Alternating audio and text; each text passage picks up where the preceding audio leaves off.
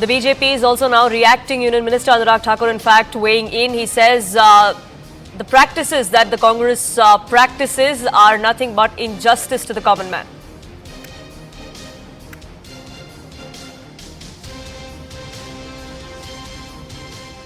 मेरा सवाल ये है, जब हिंदू बेटियों की इज्जत लुटती है, उनकी हत्याएं होती हैं, तो भी ये दोनों कहाँ रहते हैं?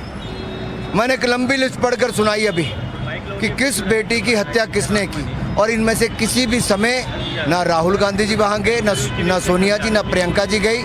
और अब नेहा की, इनके काउंसलर की बेटी की हत्या होती है, गले में 7 बार रेत दिया जाता है, तो उसके बावजूद भी वो न्याय उनको अपनी सरकार में कांग्रेस में नहीं मिल पाता। इससे पता चलता है अन्याय कांग्रेस करती, न्याय मिलने का कुछ।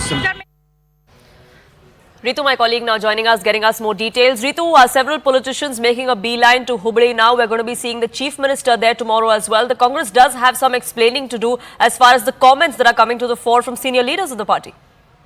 Well, very true. You see, the BJP here in the state has been demanding for a CBI inquiry in the Hubli murder case. But on the other hand, the state government has decided to hand over this case to the CID. But even as the demand from the BJP continues over this murder case, you have now senior leaders visiting the family members of Neha, and they're saying that in fact the state police has taken up this whole case, and just in 1 hour that the state police was able to arrest this particular accused in this case. But on the other hand, you have the senior leaders also saying that how the BJP is doing a politics over this whole murder case, and in fact the people of the state of Karnataka are very much aware about this sort of a politics.